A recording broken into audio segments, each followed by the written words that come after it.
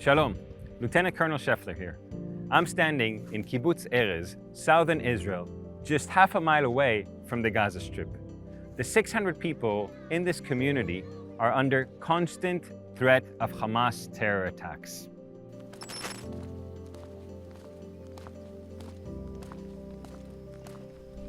We, the Israel Defense Forces, are here to protect them, along with the 65,000 civilians who live in the area and have only 15 seconds to run to a shelter when our sirens go off to alert them of an incoming Hamas rocket attack.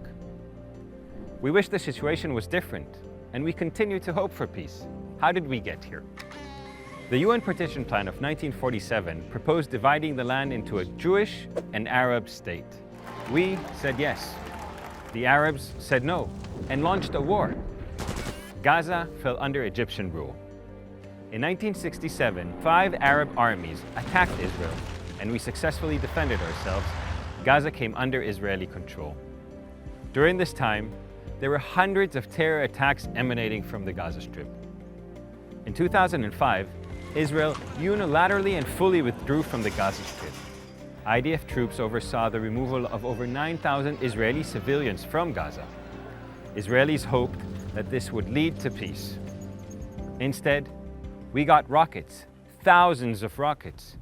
Between 2005 and 2007, the Palestinian Authority ruled over Gaza. In 2007, Hamas brutally ejected the Palestinian Authority from the Gaza Strip, throwing PA officials off of buildings and forcefully taking control.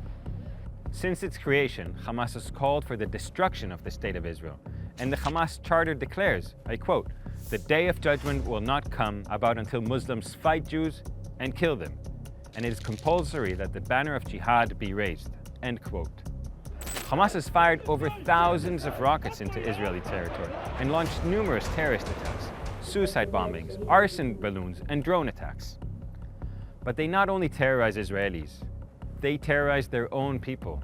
There's no freedom of speech, they execute members of the LGBTQ+ community, and they deliberately use women and children as human shields.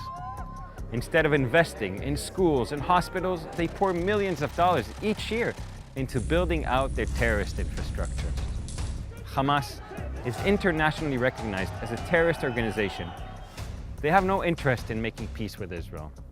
The Middle East Quartet, that was formed with members from the UN, the European Union, the US, and Russia, set conditions for Hamas to be recognized as the official government of Gaza and to establish the basis for a future peace process. They were called to renounce violence, to recognize previous agreements, and to recognize Israel's right to exist. Hamas' response was no, no, and no. Despite Hamas's ongoing hostility towards Israel, we continue to assist with humanitarian aid to the Gaza Strip.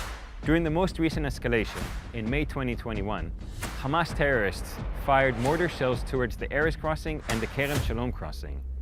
These crossings are also used for bringing in humanitarian aid. Hamas often prevents humanitarian aid from entering Gaza and steals the money and resources meant for the people of Gaza to promote its terrorist agenda. Today, Hamas continues to launch rockets, arson balloons, and drones towards Israeli civilians.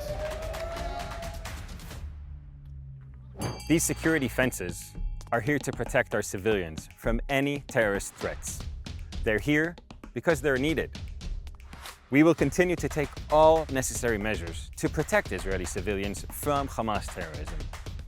While the IDF works to protect our civilians, we also hope for a more peaceful future, one where all people can live in peace and security.